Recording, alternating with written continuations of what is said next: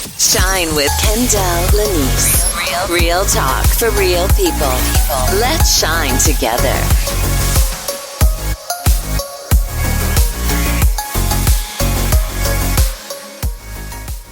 Hey, what y'all doing? I have a question for you. Have you gotten my latest book, your Unhealed is showing, Healing Purposely and Aging Fearlessly? It's available on Amazon.com. It's important that you get this book because we want to change the trajectory of your life. We want to have a healing explosion. You get a healing, you get a healing, you get a healing. But you got to get my book because there's so many gems and jewels in there. And I even share some of my own personal experiences. This is the most vulnerable I've been in any of the pages of my book. So go to Amazon.com or KendellLenice.com right now and get my new book, your Unhealed is showing, Healing Purposely and Aging Fearlessly. And if you get it, go back and leave a review. It's so important for other people to see that we are starting a healing explosion. Thank y'all so much. God bless. Peace. Thank y'all so much. God bless. Peace. Listen to her. Hey, everybody. Welcome to Shine with Kendéll Lenice. I am still on hiatus because the month of June is my birthday month. So I said I would check in and peek in with you, but season 10 starts in July. But I couldn't stay away long. I wanted to check in with you in June, and I wanted to read a bonus chapter that's in my new book, your Unhealed is showing, Healing Purposely and Aging Fearlessly. So if you're just catching my podcast for the first time, we just finished up, and I said we because you are my audience and my co-host. I just finished up season 9, and I'm going into season 10. Can y'all believe that? In July of 2023. All right, so I am a transformational life coach, a healing and aging coach, a podcaster, talk show host, a commentator, so many authors, so many different things, but I'm God's own. I'm a child of God. I'm sorry if that offends you, but I am big on, and I'm a colon cancer survivor. Won't he do it? They said he would. And I've been doing this work for over 20 years. And I am really invested in your healing. I've been invested in my healing, and healing is progressive. You don't just heal, and it's almost like a Monopoly game. You heal, then you move 3 spaces up, 4 spaces to the to the right, and then you've come around the board and you finished that one, and then there's something else you may recognize when your Unhealed is showing that you need to heal, and then you go back around that board again. But it makes you better and stronger every single time you do. Now, some background, I've worked with a lot of clients. I've talked to a lot of audiences in person, virtually, and through my podcast and the different things that I do, being a guest on other people's. And I talk about healing and hear people talking about ways they need to heal. You can't scroll up and down social media without seeing someone talking about healing. And I'm so glad that people are so vocal right now saying, I've gone to a life coach, a therapist, a counselor, and I need some help. Because back in the day, nobody was doing that. Everybody swept things under the rug, kept it hush hush, and you don't talk about none of that family business to the folks you don't know, period. And now people are more open and recognizing, hopefully, I don't want to say analyzing, but self-reflecting, right? And looking at themselves. And some folks are taking accountability. There's some people out there still ain't taking accountability. They think it's everybody else. When people say, oh, that's your personality. No, sometimes it's your Unhealed is showing. That's showing. And so many people want to blame other people when sometimes they got to look at themselves and like, ooh, I needed to heal from that. That, in that space with that family or friendship or romantic relationship or job. Yeah, some of it was them, but yeah, some of it was me too, because I didn't know how to formalize what my feelings were, what I needed to say. I didn't feel valued. I didn't feel heard. That trauma was speaking, whatever it is. And some people lose everything. Or some people lose things that are important to them because they have not healed. So it's so important to do your healing work, and being intentional about it is super important. And it makes you a rock star when you say, you know what? I want to address the things that I know are there or may not even know are there. And sometimes it's not easy. Most of the time, all of the time, it's not easy to do that, but it's so rewarding. And then pray all the way through that thing, but you got to do your work. People be like, well, God's going to heal me. Yeah, I believe that too, but God wants you to invest in yourself too and do the work and, and partner with you to be able to heal. Your friends that are in need of healing, they may want to partner with you and heal, or you might have to take this journey alone. You and God holding hands, doing the darn thing, because everybody may not be on board with your healing, but it's so darn worth it. All right, so I want to read a bonus chapter. I was doing the book and then I wrote a bonus chapter at the end called Friendship and Kinship. I'm not sure if I'm going to read the whole chapter or just some. And if you have my book, let me know you have my book. Send me an email at kendellenice@gmail.com. Please leave a review on Amazon. You guys don't understand how truly important that is. I get a lot of nice messages through, social media inboxes or text or emails, and I love it and I appreciate it. But I want to encourage you all to please leave them on Amazon so we can make this a bestseller on Amazon. It's so, and just, it shows me that people are ready to be healed. And they're sick and tired of being sick and tired. And then not only just a bestseller, forget that if that's not even the case. When you put your comments or reviews there, it inspires someone else to heal, right? So it's so important to do that. All right. Thank you. Bonus chapter, Friendship and Kinship. Make new friends, but keep the old. One is silver and the other is gold. That was a song my mother taught me when I was a little girl. When I think of the lyrics, they have new meaning as an adult. Preparing for this book to be published, I reached back out to the author saying, God told me to add a bonus chapter. So here we are. This chapter is for you. I know there is someone right now going through this. You have been directly or indirectly hurt by a friend or a family member. If you are having trouble getting over the hurt and understanding the cause of the heartbreak, I'm right here with you. We are going to talk about it and heal through it. Your healing is loading. When I speak about healing, I often talk about healing from friendship wounds and how they affect many. The same as a family sting, which often stings the most. My belief is that everyone is connected in this way. If you have not been bruised by a friendship or a kinship, you may have been the one doing the hurting.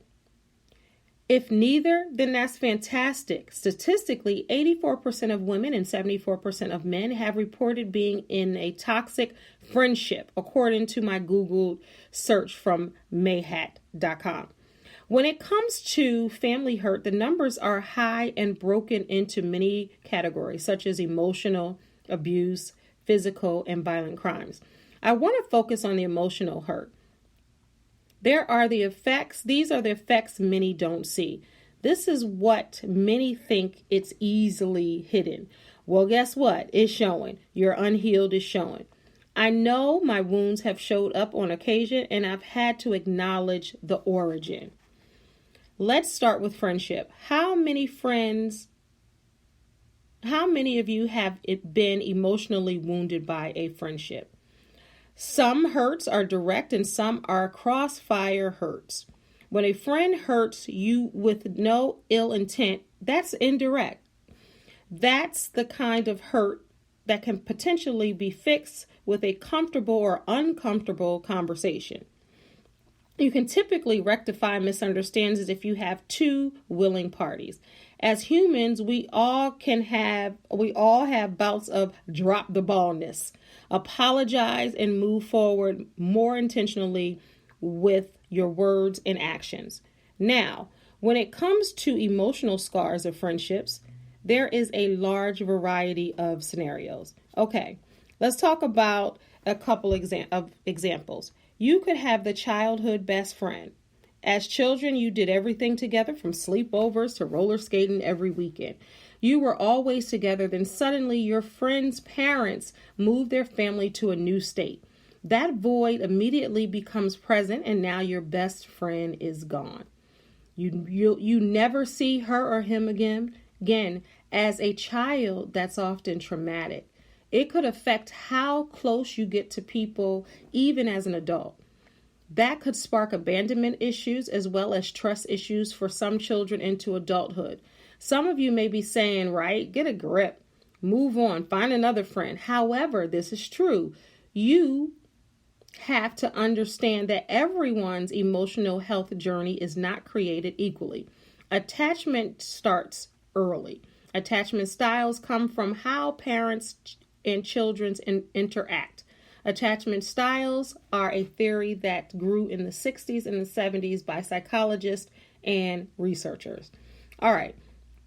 4 attachment styles. Secure attachments. Parents fortify positive emotions. Number 2, ambivalent attachment, wary of strangers. Number 3, avoidant attachment, may avoid parents, right? Number 4, disordered attachment, confusion or apprehension. What is all of this, right? I think talking about the characteristics may help more. Let's get into it. Proximity maintenance, the desire to be near people you are connected to. Safe haven, returning to attachment figure for comfort and safety in face of fear or threat. Secure base, the attachment figure acts as a base of security from which a child can explore their environment.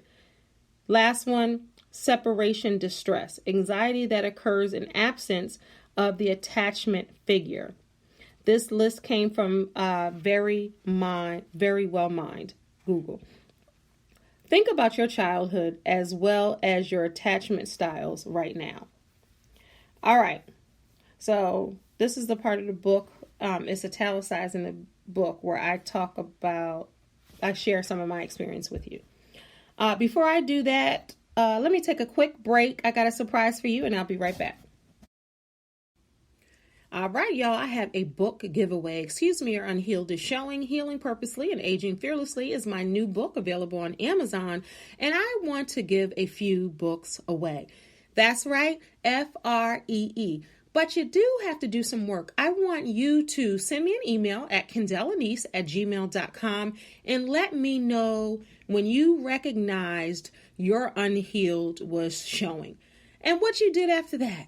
I want to hear from you. So let me know when your Unhealed is showing and you can win a free book. Free. Your Unhealed is showing. Healing Purposely and Aging Fearlessly. Oh, put in the subject line, my Unhealed showed ... And I know it's you and I'll pull those emails. Thank you so much. God bless y'all. Peace. All right, welcome back. Make sure you send me your paragraph so you can possibly get a free book.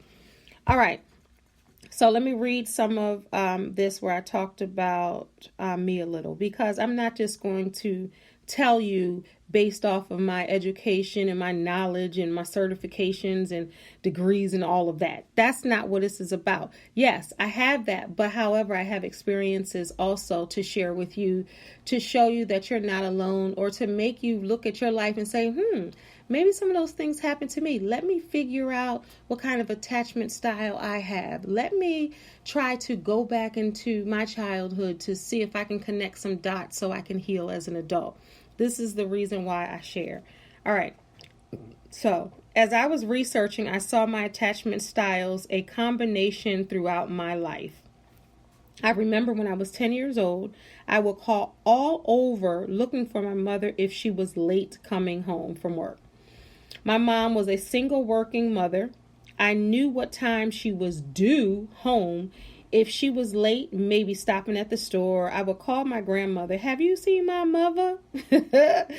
Is she there? Y'all, I would even call the emergency rooms. Yep, I sure did. Keep in mind, this was 1981. My mother did not have a cell phone or a beeper. I am now aware that this could have been the attachment style of separation distress. Looking back, that's what it appeared to be. I can self-assess my 10-year-old self today. I had always been close to my mother, but that was a time right before my 5th grade year. I stayed with my grandmother and grandfather, Nana and Fletcher, for a few months as my mom, brother, and I prepared to move to a new state. I missed my mom. We talked on the phone. We wrote letters, which my mom still has.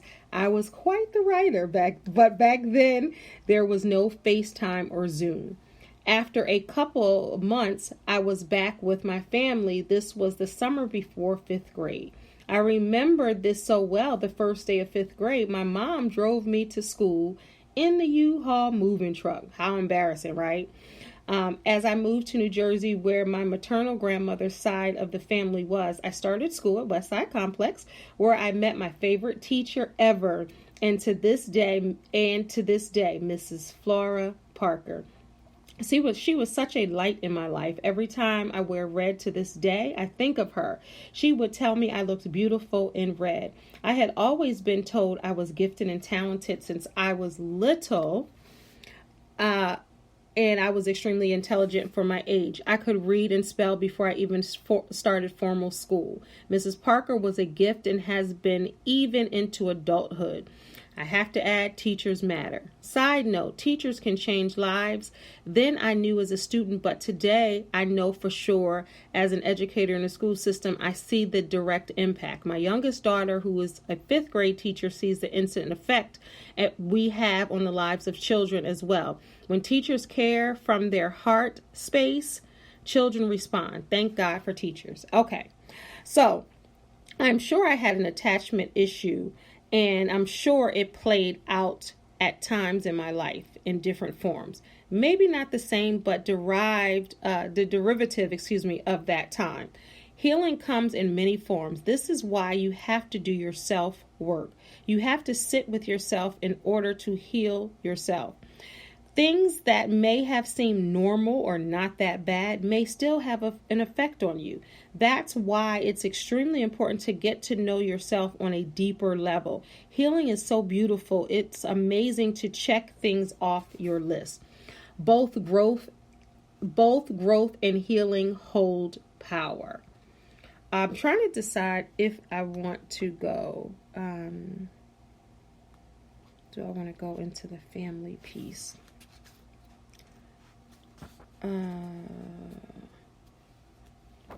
I'm going to just read a little bit, and then hopefully you win your book, or you have your book, or you get your book. I'm just going to start a little bit on, let's talk about adult friendships for a minute.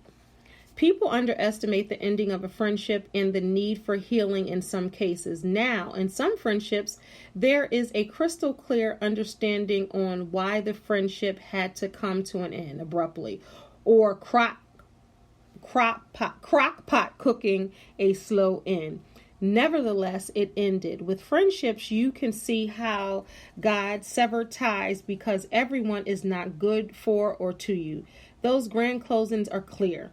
Those friends were like bad milk expired. You thank God for allowing you to see, get the message, and discover who is for you and who is against you. Their behavior is apparent in the end, and it's a blessing they are no longer on life's journey with you.